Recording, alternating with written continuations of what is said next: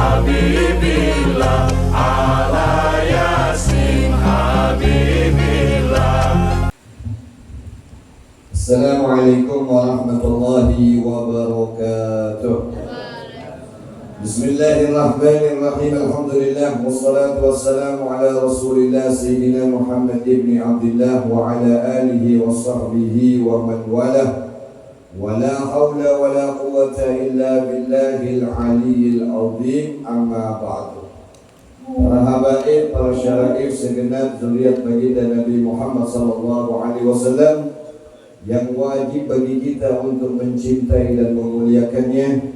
Para alim ulama, segenap tokoh agama, tokoh masyarakat yang hadir pada pertemuan kali ini, hadirin wal hadirat jamaah majelis pembacaan Ratibul Atas yang semoga dan senantiasa di dalam lindungan dan rahmatnya Allah.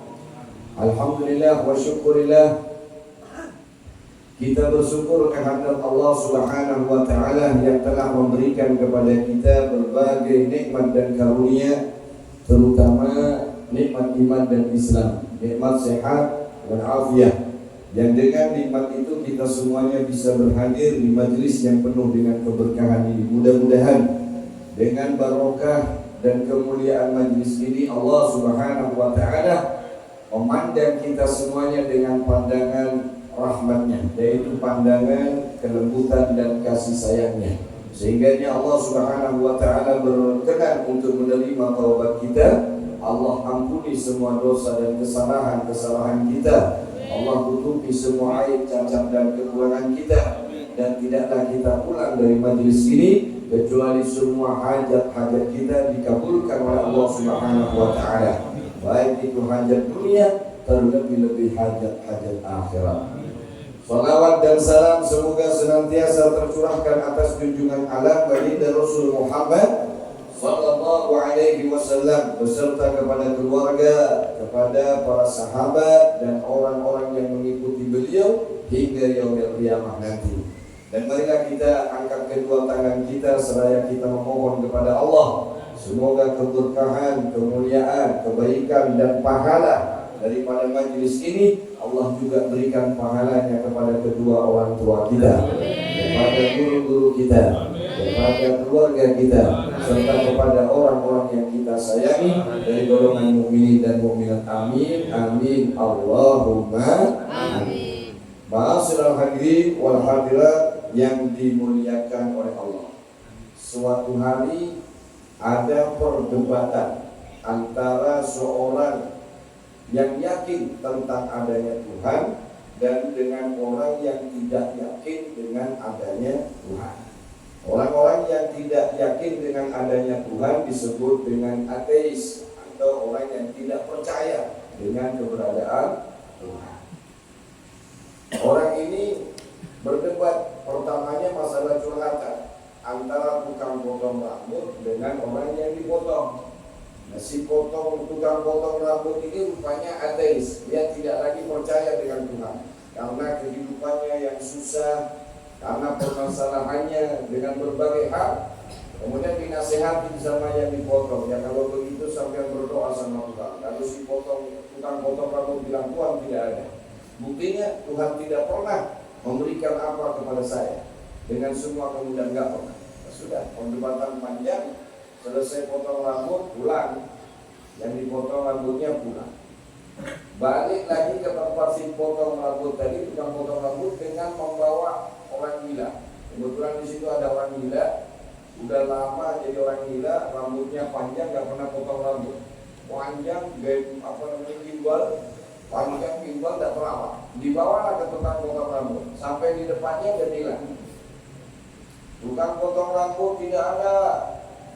Namanya tukang potong rambut ingin dapat pasien ya keluar ya. Ada bukan? Nggak ada. Sampai teriak-teriak. Nggak ada. Akhirnya tegar gara-gara ada nggak ada. Lalu kemudian si orang tadi mengatakan, masa kamu ada? Ada, saya ada. Nah ini kok ada orang gondrong. Orang gila ini kenapa panjang rambutnya? Kalau memang ada tukang potong rambut, kenapa masih ada orang yang panjang rambutnya? Orang yang potong rambut tadi bilang, oh dia tidak pernah ke tempat saya. Jawabannya simpel kan? Kenapa kok masih ada orang yang panjang rambutnya? Katanya tukang potong rambut ada. Ya ada, saya lah ini kok rambutnya panjang. Si tukang potong bilang dia nggak pernah ke sini dan dia tidak pernah menemui saya dan tidak pernah minta potong rambut.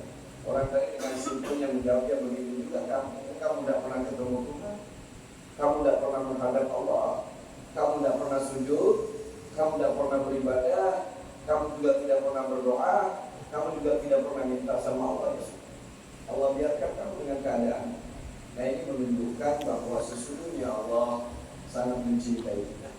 Dan lebih-lebih orang-orang yang sudah diberikan hidayah iman dan Islam oleh Allah, mari kita jaga nikmat ini. Karena nikmat inilah satu-satunya nikmat yang akan kita bawa sampai mati. Jadi nikmatul iman dan nikmatul Islam. Mudah-mudahan Allah berkahi kita, Allah kuatkan iman Islam kita sampai kita mati dalam keadaan husnul. Baik, kita baca sedikit hadis daripada Nabi Muhammad SAW. Qala mu'allif rahimahullahu ta'ala wa nafa'ana bihi wa bi'ulumihi fid darain amin. An Rasulullah sallallahu alaihi wasallam, dari Rasulullah sallallahu alaihi wasallam beliau bersabda, an-najwa tuhassinul asrar. Kata Nabi sallallahu alaihi wasallam, berbisik atau berkata yang pelan itu tuhassinul asrar, akan menjaga hal-hal yang bersifat rahasia. Ini disebutkan oleh Imam Nawawi, ayyil musarratu tahfadul umurul maktumata fakitmanul asrari aqwa asbabin najah. Imam Nawawi di dalam menafsirkan kalimat an-najwa, yakni perkataan yang dirahasiakan.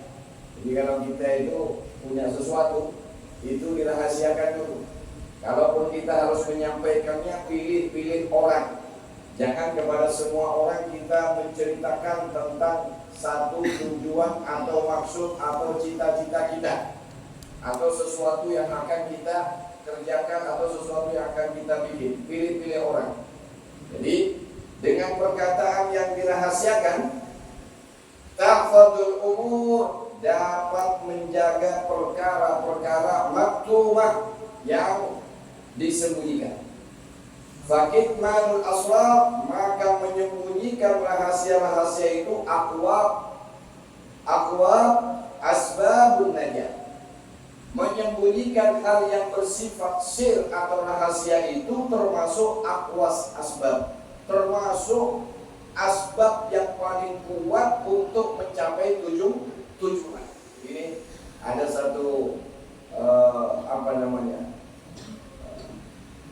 cara supaya tujuan kita itu tercapai, supaya strategi taktik kita itu terpenuhi. Yang pertama adalah rahasiakan. Jangan semuanya itu diobrolkan, tidak semua itu disampaikan di depan umum, atau tidak semuanya itu harus diceritakan di depan umum atau dipamer-pamerkan di depan umum. Tidak. Nanti kita akan tahu sebabnya kenapa. Nah, Ruya an Nabi sallallahu alaihi wasallam, diriwayatkan bahwasanya Nabi sallallahu alaihi wasallam annahu qala, bahwasanya beliau bersabda, ista'inu 'alal hajati bil kitman. Kata Nabi sallallahu alaihi wasallam, dan jadikanlah sebagai penolong engkau untuk mencapai hajat-hajatmu itu bil kitman, dengan menyembunyikan, dengan merahasiakan. Jadi supaya kamu mencapai akan hajatmu, maka jadikan, kata Rasulullah, cara yang pertama, coba kamu rahasiakan dulu. Tujuanmu rahasiakan, rencana-rencanamu rahasiakan dulu. Jangan kemudian diobral. Belum apa-apa sudah ngomong ke sana kemari, giliran nggak jadi, akhirnya dibully kawan. Jangan ada kawin tahun 2024, bisa kawinnya Pak calon itu kalah kalau jadi. Jangan mengobrol sesuatu yang kita rencanakan, sembunyikan dulu. Karena Nabi mengatakan, gunakan Menyembunyikan yang rahasia itu sebagai jalan engkau untuk mencapai hajatmu. Kenapa? Sebab kata Rasulullah, fa inna kulla dzi nikmatin mahsudun. Karena setiap orang-orang yang mendapatkan nikmat itu pasti ada yang hasud. Ini pasti.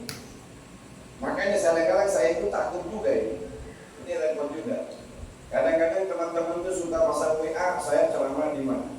Pasang WA, foto gambar saya. Maksudnya bagus, mungkin untuk sial, tapi saya ketakutan karena beberapa kali banyak pernah terjadi saya digagalkan gara-gara itu.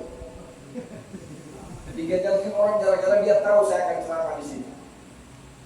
Nah, kenapa tidak semuanya orang suka dengan kita? Mereka punya cara, jalan bagaimana menggagalkan kita.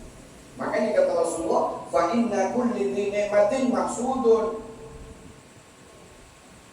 Karena setiap nikmat yang ada padamu itu ada orang yang hasud. Kemarin-kemarin tuh saya paling senang posting karena saya lagi hobi kambing, saya posting kambing. Setiap lahir saya posting di status WA, mati kambing saya. Bukan kalau orang hasud ya ini. Paling ada yang ngomong monster mati kambing. Sampai sekarang saya nggak pernah posting lagi. Kalau kambing saja saya nggak berani panggilin di WA, apalagi punya bini 2. Nah, bahaya ya. Oleh karena itu, nih sambil dilihatin deh kameranya, tolong dibantu. Sambil lihat,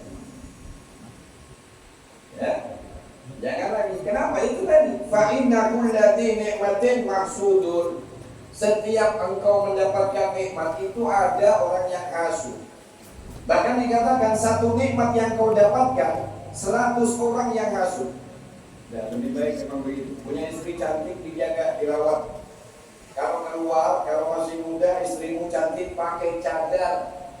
Lebih baik supaya tidak dihasut orang. Kalau nggak bisa pakai cadar, ya pakai helm tokong, nggak apa kan? Yang penting tertutup.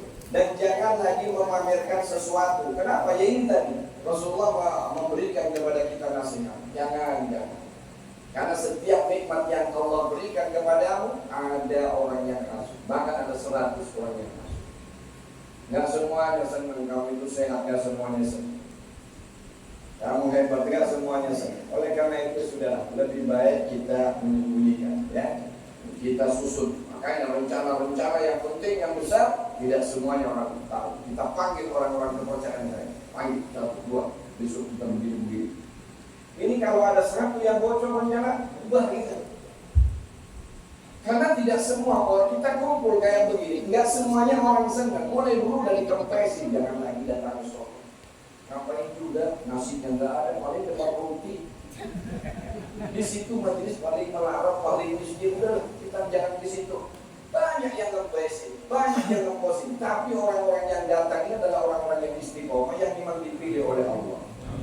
Makanya saya itu nggak pernah khawatir datang yoyo, nggak teko yoyo, karena memang dia adalah pilihan Allah.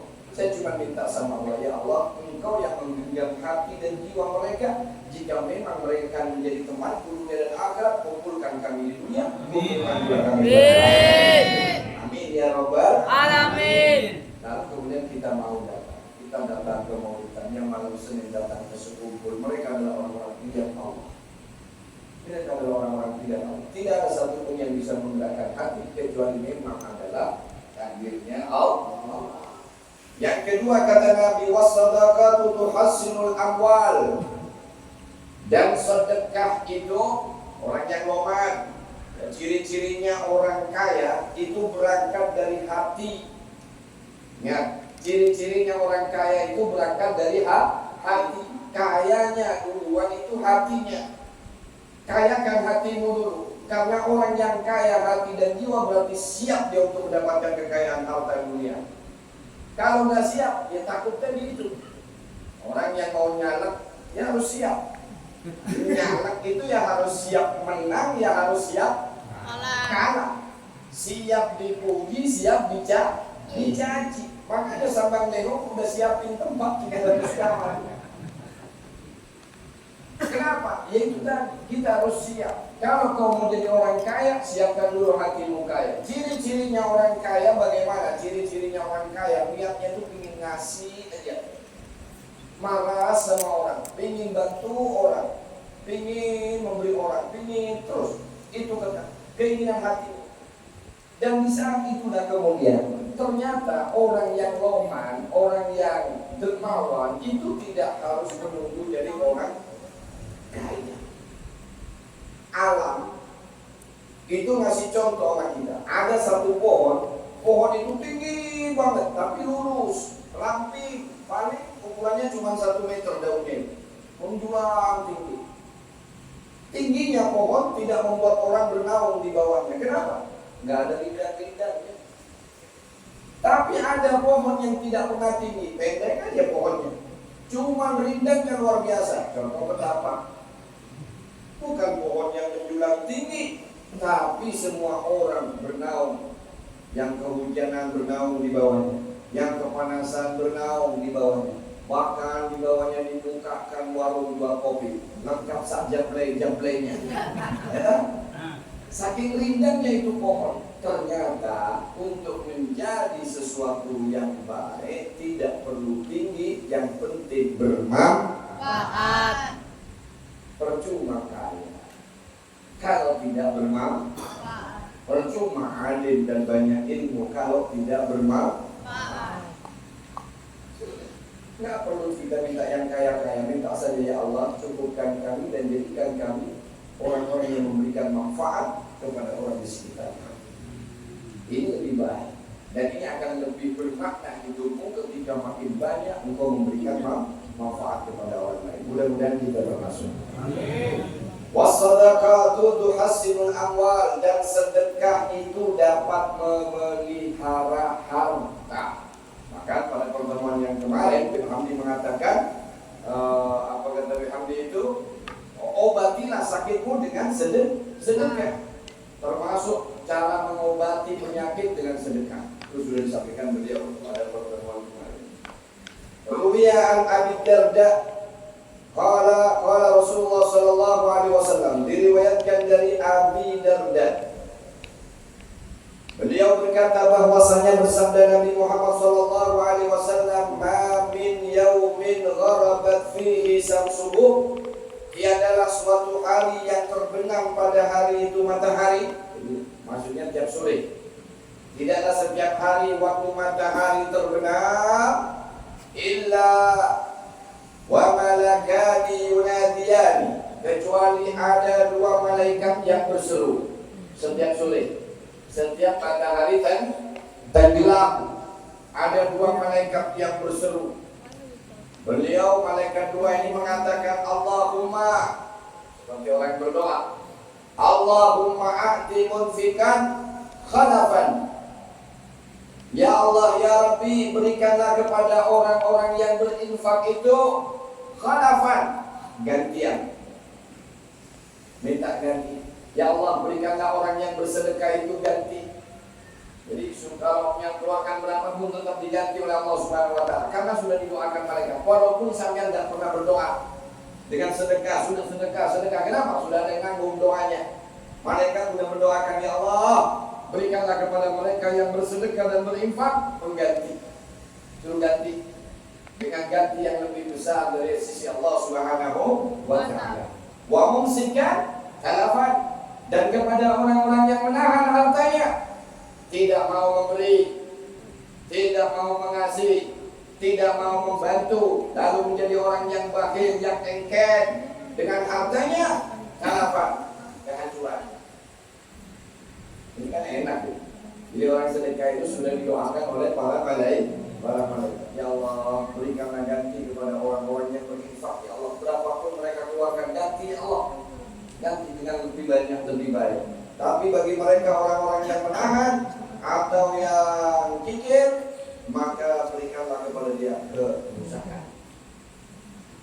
Wa unzila fi dzalikal Qur'an, dan dengan kejadian ini itu ada diturunkan oleh Allah Subhanahu wa taala di dalam Al-Qur'an Karim satu ayat, fa amma man a'ta wattaqa wa saddaqa bil husna fasanuyassiruhu lil yusra. Fa'amma man a'ta wattaqa wa saddaqa bil husna. Fa'amma, maka Adapun orang-orang yang memberi, wattaqa, dan orang-orang yang bertakwa, wasaddaqa bil husna, dan orang-orang yang membenarkan akan adanya balasan Allah dunia maupun akhirat. Bil husna yakni surga. Siapa orang yang memberi, siapa orang yang menjaga imannya, yakni orang yang takwa, dan orang-orang yang membenarkan akan janji dan balasan Allah, fasanuyassiruhu lil yusra, maka kami kelak, kata Allah, akan menyiapkan baginya jalan yang mudah. Dimudahkan oleh Allah. Saat sakaratul mautnya gampang, saat dibangkitkan dari kuburnya gampang, saat berada di padang mahsyar gampang, saat mendekati telaga Al-Kautsar gampang, saat dihisab di mizan gampang, saat berjalan di atas sirat gampang, mendapatkan kemudahan dari Allah Subhanahu wa taala. Siapa? 3 orang. 1, orang yang memberi, fa'amma man a'ta. Kedua, wattaqa, orang yang bertakwa, wasaddaqa bil husna, dan orang yang membenarkan akan balasan. Fasanuyassiruhu lil yusra. Qala Ibnu Abbas radhiyallahu anhuma, berkata Ibnu Abbas radhiyallahu anhu, yakni orang yang memberikan, aiman a'ta fi ma umira, yakni orang yang memberikan hartanya pada jalan yang diperintahkan oleh Allah. Jalan yang memang diperintahkan oleh Allah, supaya menggunakan hartanya di jalan yang halal, bukan di jalan yang haram. Karena banyak orang pemurah tapi nyawelnya kepada artis, nayo, duitnya borong utang, itu ojo. Yang maksudnya memberi di jalan yang halal, di jalan yang berkah, yang memang diperintahkan oleh Allah. Contoh, memberikan belanja kepada istri, memberikan belanja kepada anak-anaknya, kemudian menanggung orang-orang yang menjadi tanggungannya, orang tuanya, saudaranya, pamannya, orang-orang kerabatnya yang tidak mampu menjadi tanggungan dia. Nah, ini termasuk orang-orang yang akal tadi. Wattaqa fima umira, wattaqa fima hadara, dan menjaga harta yang ada. Harta yang ada dijaga, caranya mendapatkannya dijaga, cara mengeluarkannya juga dia menjaganya. Wasaddaqa bil khalaf, yakni dengan dia membenarkan apa yang dijanjikan oleh Allah, yakni ganti daripada setiap harta yang disedekahkan, harta yang diinfakkan. Wasaddaqa bil khalafi, dia meyakini dan membenarkan, min a'dha'ihi, dari pemberiannya, fasanuhayyuhu lil khislatil lati tuaddi ila raha, maka kami, kata Allah, kelak akan menyiapkan baginya, yaitu jalan untuk mendapatkan kesenangan. Kapan? Di akhir. Yang ketiga, kata Nabi, wal ikhlas. Wal ikhlasu yuhassinul amal, dan ikhlas itu menjaga daripada amal ibadah. Jadi tidak ada bisa menjaga amal kecuali dengan ikhlas. Fa'ahla maratibil ikhlas. Di sini Imam Nawawi menerangkan ada 3 tingkatan orang ikhlas. Tapi yang masuk yang mana nanti kita lihat. Sama-sama ikhlas. Satu, yang pertama, fa'ahla maratib. Maka yang paling tinggi daripada tingkatannya orang ikhlas itu tasfiyatul amali an mala hadatil khalqi. Tingkatan yang pertama ialah orang-orang yang beribadah tadi membersihkan amal ibadahnya daripada pandangan makhluk, bi an la yurida bi ibadatihi illa imtithali amalillah, dengan cara tidak dia menginginkan dengan ibadahnya tadi kecuali hanya sekedar menjalankan perintah Allah. Wal qiyami bihaqqil ubudiyah, dan menjalankan dengan benar ubudiyah kehambaannya, duna iqbalin nas, tidak ingin mendapatkan pujian, tidak ingin mendapatkan perhatian manusia, tidak ingin mendapatkan supaya bil mahabbah, disukai orang, wasana, dan tidak juga ingin dipuji-puji orang, wanman, dan tidak dengan harta, dengan tidak mendapatkan harta. Contoh, ya ada orang ngaji baca Quran tapi ingin dapat duit, ngaji aja pinggir jalan. Nah, insya Allah banyak orang kasih duit ngaji di lampu merah. Oh ini orang penulis gaya hadram ngomongin ngaji. Tidak, dia tidak menginginkan itu semua. Tidak menginginkan supaya orang cinta dia, enggak. Tidak dengan karena dia datang supaya dapat duit, tidak. Tidak dia karena beribadahnya kemudian supaya dipuji, tidak juga. Wana bidalik dan sebagainya. Tidak sama sekali. Tidak ada hubungannya amal dia dengan manusia atau makhluk. Ini martabat yang paling tinggi. Yang kedua, wal martabatus tsaniyah, dan tingkat yang kedua, ayya'mala lillahi liyu'tiyahul hududal ukhrawiyah. Tingkatan ikhlas yang kedua, dia ini beribadah kepada Allah Subhanahu wa taala dengan amal dan ibadahnya supaya dia itu mendapatkan, ya, agar Allah memberikan kepadanya itu bagian daripada balasannya al-ukhrawiyah, dari balasan akhirat.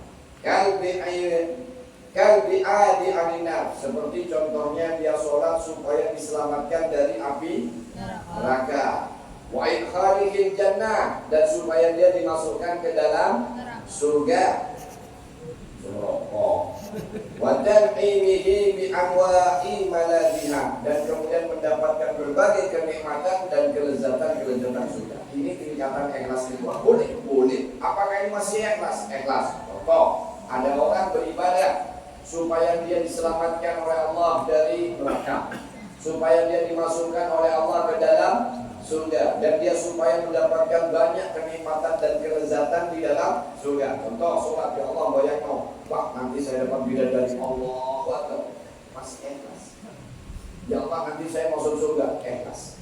Ya Allah saya sholat supaya tidak dimasukkan ke dalam neraka, masih termasuk ikhlas. Tapi martabat yang kedua. Kalau yang pertama nggak ada sama sekali, pokoknya dia mengerjakan hanya mengharap ridhonya Allah. Ya. Kemudian martabat yang ketiga, di martabat yang paling rendah, tapi masih dikategorikan dia ikhlas. Berarti amalnya masih diterima. Apa yang ketiga? Ayya'mala lillahi liyu'tiyahu haddan dunyawiyyan. Orang yang beramal dan ibadah supaya dia mendapatkan bagian atau balasan dari bangsa duniawiyah. Contoh, kata si atil rizki, seperti dia beramal dan beribadah supaya banyak rezekinya. Aku datang, yang penting majelis malam Selasa aku datang, alhamdulillah semalam datang di situ. Oh, daganganku laris berterang. Nah, payu berterang, misalnya. Banyak duitku, alhamdulillah. Ikhlas, diterima. Karena Bapak yang datang malam Selasa begini, ya Allah, mudah-mudahan dengan datangnya ke majelis banyak duit, boleh. Tapi kalau itu loman dermawan, saya doakan, sugi. Kalau engkeng, kalau sedih. Kalau cuma bisi kawan bilang duit, engkeng, ya jangan sampai karena orang engkeng tidak didoakan malaikat tadi. Doakannya sama malaikat mudah-mudahan hancur dari malaikat. Oh, dan kalaunya ada orang engke didoakan hancur oleh malaikat. Makanya dermawan saja. Orang dermawan itu dia didoakan oleh malaikat supaya mendapatkan ganti. Gak tahu si atil rizki, seperti orang yang beribadah menghendaki dengan banyaknya luas rezekinya. Wadaf'il mu'diyati, atau dia beribadah dan beramal kepada Allah supaya dia itu terhindar dari segala bala bencana yang menyakitkan, supaya terhindar dari petaka, supaya terhindar dari musibah, supaya terhindar dari bala dunia apapun namanya. Maka dia beribadah, boleh baca ratib ya Allah, dengan barokahnya ratib ini Allah hindarkan kami dari segala bala bencana petaka, boleh. Ikhlas masih kategori ikhlas, tingkatan yang tiga. Wa ma'ada dalik, namun kalau sudah di luar dari martabat yang tiga ini, maka itu disebut riyaun madmum. Riya ingin dipuji orang, madmum nak tercela. Kemudian yang keempat, Nabi mengatakan wasidqu yuhassinul aqwal, dan benar, jujur itu yuhassinul aqwal, dapat memelihara perkataan. Fal kadhibu ghairu maqbulin kalamuhu indallah wa indal khalqi. Imam Nawawi di sini diterangkan, maka orang yang berdusta, penyakit dusta itu termasuk penyakit dan sifatnya kronis. Penyakit kronis. Karena memang ada orang yang kada berdusta. Nya kalau jujur meriang. Kalau sampai kada berdusta sehari langsung gatel. Ada. Pokoknya harus dusta. Kenapa kan? Padahal nyaman aja nih. Kada penting-penting benar, padahal seandainya berdusta yang menyelamatkan kepala dari pancungan mungkin. Seandainya dustanya menyelamatkan gunung supaya tidak meletus, tidak gempa lagi, mungkin. Dan ini tidak ada gunanya. Di mana ika ulun lagi di masjid ulun jangan diganggu, ulun lagi forward, padahal di warung jam dari. Ini kenapa? Padahal kalau nyainya bilang ulun di warung jam dari, aku nyusun. Misalnya hobinya nggak sama, padahal. Kenapa harus berdusta? Kenapa? Karena memang ada orang yang punya penyakit selalu berdusta. Ingat, dusta satu kali itu akan menyebabkan engkau berdusta kedua kali. Dusta kedua kali akan menyebabkan engkau berdusta yang ketiga. Dan seterusnya. Kenapa? Karena dusta yang kedua menutupi dustamu yang pertama. Dusta yang ketiga tutupin lagi dusta yang pokoknya bulat, koyok buntut. Makanya kemudian disebutkan fal kadhib ghairu maqbulin. Orang yang sudah terbiasa berdusta berkali-kali, maka ghairu maqbulin kalamuhu, tidak diterima lagi itu kalimat atau perkataannya indallah, di sisi Allah, wa indal khalqi, dan di depan manusia enggak dianggap poin sama sekali. Siapa yang ngomong? Mulai. Tidak mungkin asal. Cek dulu sampai 101 kali, kalau kiamat kurang 2 hari kayaknya dia baru gitu. Ini karena jangan sampai berdusta. Qala Ibnu Abbas, berkata Ibnu Abbas radhiyallahu anhu fi qaulihi ta'ala, di dalam menafsirkan daripada firman Allah Ta'ala, wala talbisul haq bil batil, dan janganlah kalian itu mencampur adukan yang hak, yang benar, bil batil, dengan sesuatu yang sifatnya batil. La tuhlitus sidqa bil kadhib, ojo kuwi campur antara jujur dengan kebohongan. Kalau memang benar ya jujur, langsung umum bebas rahasia, adil jujur. Tapi kalau kau campur dengan kecurangan rusak, semuanya rusak. Nanti orang tidak percaya lagi. Karena setiap kedustaan yang kau terus perbuat berulang-ulang, ini ghairu maqbulin kalamuhu indallah wa indal khalqi, tidak bisa diterima lagi perkataannya di depan Allah dan juga di depan manusia. Wa qala ba'dul hukama, dan sebagian daripada orang-orang ahli hikmah mengatakan al-khursu khairun minal kadhib. Bisu kada kawak bemandir itu lebih bagus. Jadi orang kan itu masih lebih bagus membisu daripada berkata tapi lebih baik bisu. Lebih baik bisu daripada berdosa. Wasidqul lisan awwalus sa'adah, dan jujurnya perkataan lisanmu itu adalah tangga pertama untuk menuju kebahagiaan. Gerbangnya orang mau bahagia, gerbangnya orang bahagia jauh. Wa qala ba'dul bulagha'i, dan sebagian ahli bahasa mengatakan as-shadiq musanun qalilun wal kadhib muhanun dalilun. ahli balaghah mengatakan as-shadiq, orang yang jujur itu musonun, itu orang yang terpelihara. Khalilun, orang yang dicintai. Wal kadhib, dan pendusta, muhanun, hina. Dalilun, yang terhina, ya, yang rendah. Jadi orang dusta itu lama-lama ya dihinakan orang. Kenapa? Ya karena dusta. Sampai-sampai orang mengatakan, "Opo sih, kok ndak bohong atau deh opo? Kalau kamu ndak bohong, kenapa? Opo langsung korengan, tidak. Opo langsung rontok rambutmu, kan tidak juga. Boleh berdusta dalam hal-hal yang mungkin menyelamatkan nyawa orang. Contoh, ada orang datang ke rumahmu lalu minta tolong, "Pak, tolong saya dikejar orang mau dibunuh." "Oh ya, masuk ke dalam." Lalu orang tadi datang, "Pak, saya lihat anak masuk sini." "Enggak, sekarang saya nggak melihat apa." Sampai tidak dusta. Untuk menyelamatkan orang boleh berdusta. Yang kelima terakhir, wal masuratu fil umuri tuhassinul ara. Dan wal masurah, dan bermusyawarah fil umuri, dalam beberapa urusan, tuhassinul ara'i.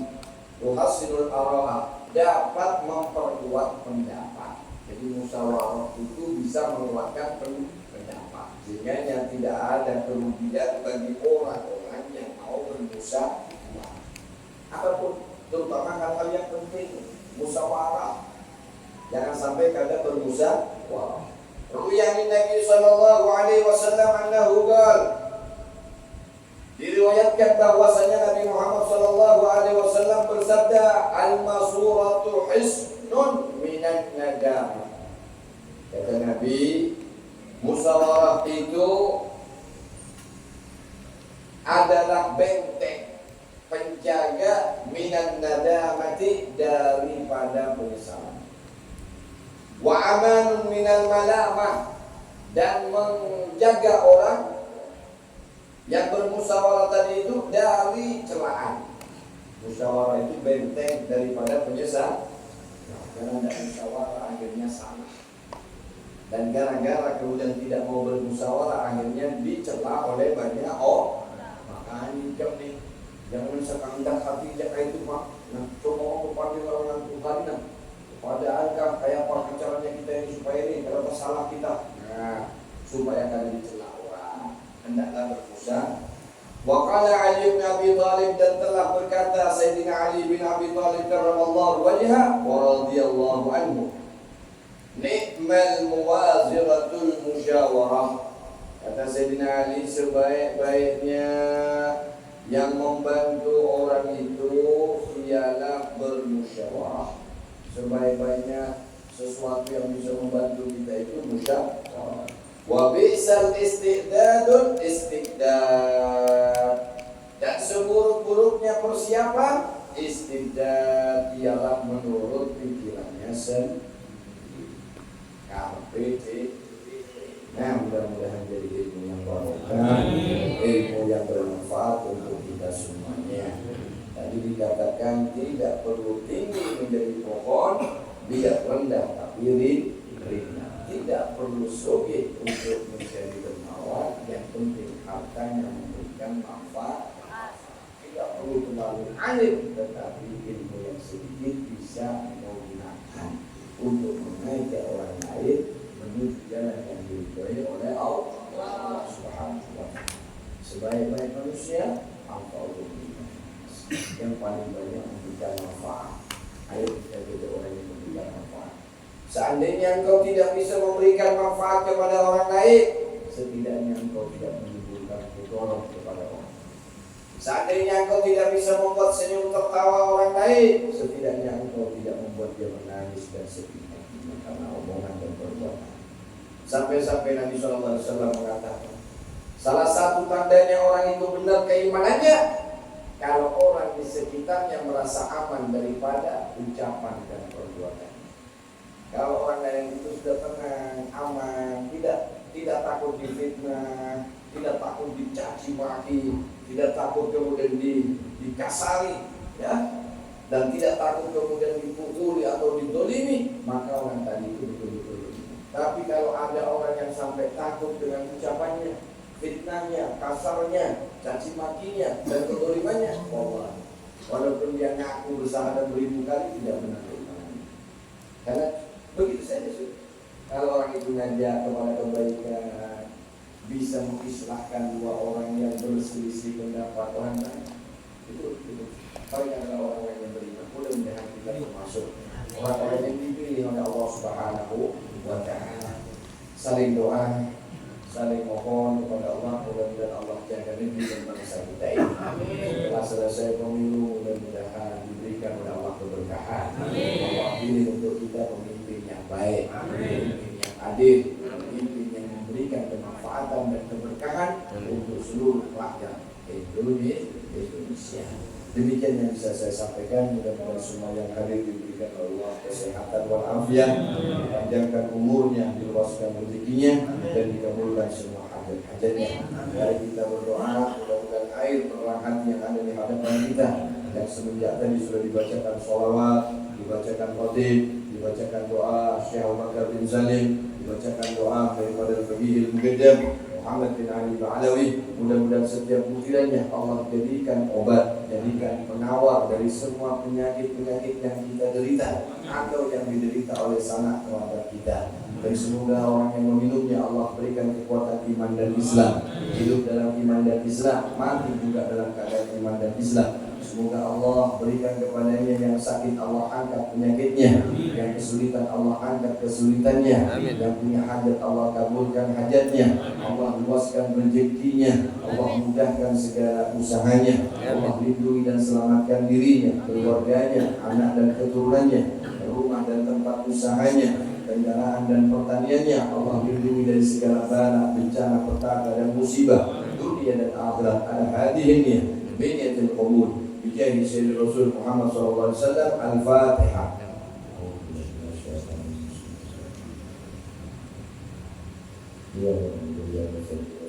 Mustaqim Shiratal ladzina an'amta 'alaihim ghairil maghdubi 'alaihim waladdallin. Amin. Hadza minni wa la minkum. Assalamualaikum warahmatullahi wabarakatuh.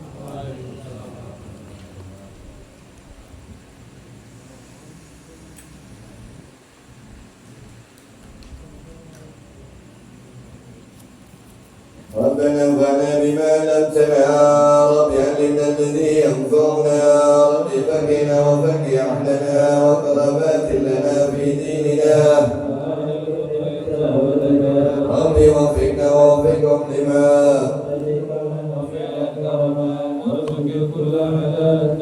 وأخذك يا علماء نرضى بالخير ونكفى كل شر. ربنا أصلح لنا وأكرنا بالرضا، واقض عنا ربنا كل الديون قبل أن تأتينا رسل المنون، واغفر واستر أنت أكرم من ستر، وصلاة الله تنزل المصطفى